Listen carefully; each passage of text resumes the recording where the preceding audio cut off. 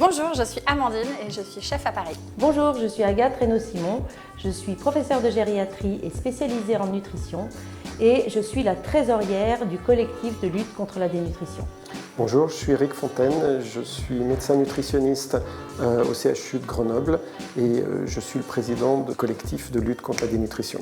Et on est ici pour vous montrer que faire de la cuisine, c'est aussi participer aux soins. Et donc on va faire un traitement qui n'est pas un médicament, mais qui est extrêmement important pour lutter contre la dénutrition, c'est-à-dire de manger en se faisant plaisir et en mangeant des choses bonnes. Exactement. Nous sommes réunis aujourd'hui dans le cadre de la Semaine nationale de la dénutrition, qui a pour objectif de sensibiliser le grand public et les professionnels de santé à la question de la dénutrition. Aujourd'hui, c'est l'opération Cuisine ouverte qui vise les EHPAD en particulier avec un concours de cuisiniers. Et tout ça est organisé par Amandine, les Insatiables, pour travailler sur les différentes recettes. Pour l'occasion, j'ai imaginé une recette évidemment gourmande, mais avec des produits faciles à trouver. Donc on va faire des pâtes au brocoli et aux sardines. Ça a l'air bien. C'est facile et c'est de saison. C'est parfait. Les pâtes, c'est toujours de saison. Alors moi je pensais plutôt au brocoli, perso. Pour cette recette, on a besoin d'un brocoli, de pâtes, des sardines à l'huile, un petit peu d'huile ou du beurre, des raisins secs et des petits radis. Ça, c'est en option.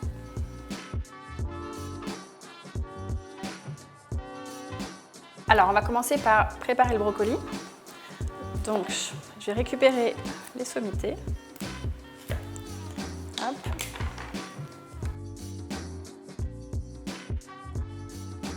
Ça, on va le garder et on va enlever les parties un peu dures et on va le réduire en purée. Ça va faire la base de notre sauce.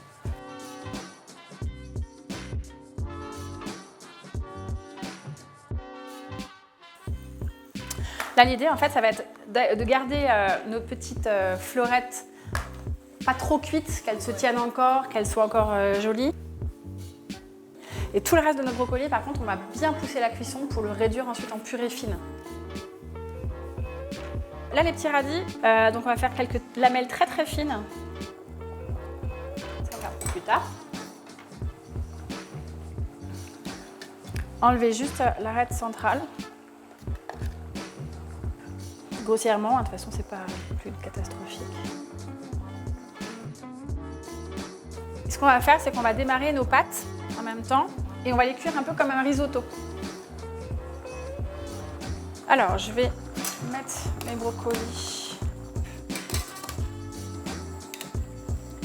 Je vais mettre un tout petit peu d'eau de cuisson. Parce que ce qu'on veut, c'est une texture sauce, hein, donc pas trop sèche.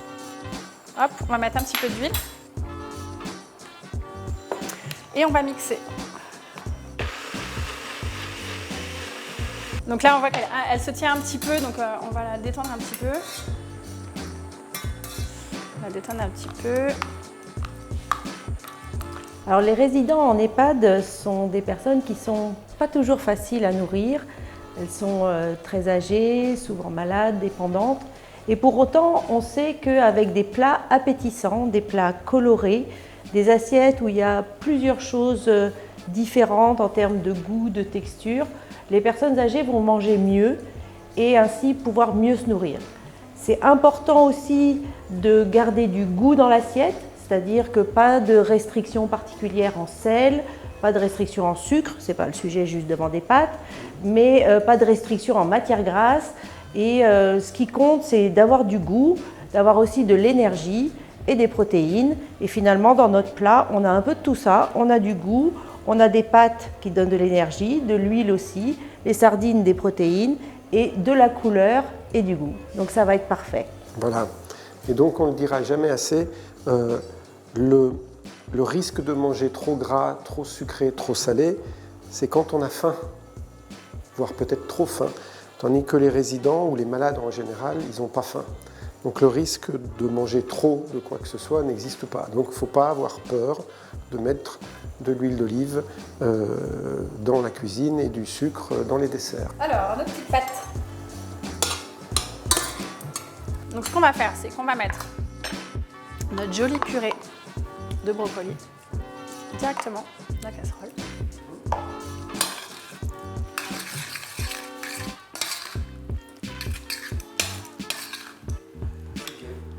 passer. Hop, notre petite sardine. On va la mettre en gros morceaux. Ensuite, on va mettre nos petites florettes.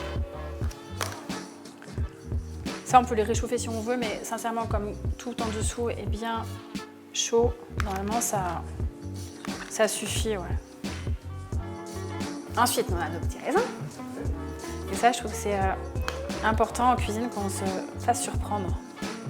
Et à la fois là en termes de goût, mais aussi de texture, quoi, qui est Ouais, différente. aussi. Puis tu vas avoir un côté un peu sucré qui va ressortir, avec ce côté un peu confit, un peu pruneau presque du raisin sec. Ça, c'est pour rappeler que quand même, c'est pas l'hiver toute l'année. Hop. Et là, j'ai gardé les petites feuilles de brocoli de tout à l'heure. On ne les a pas blanchies, on aurait pu éventuellement les blanchir si on a envie, mais je trouve qu'elles sont mignonnes comme ça. Et puis, quand elles sont toutes petites comme ça, c'est assez agréable à manger. Et on va terminer avec un tour de poivre.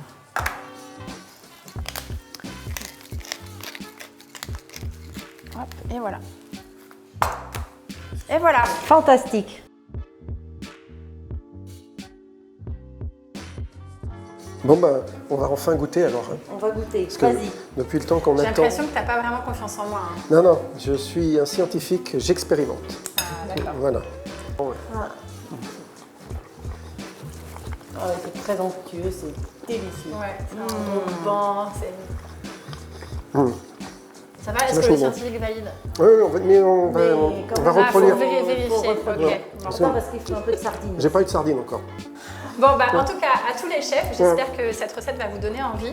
J'espère que vous allez relever le défi. Cuisine ouverte, c'est le moment d'augmenter vos performances pour le concours, mais c'est aussi l'occasion de revoir peut-être ces recettes pour toute l'année, pour essayer de mieux nourrir ceux qui en ont besoin.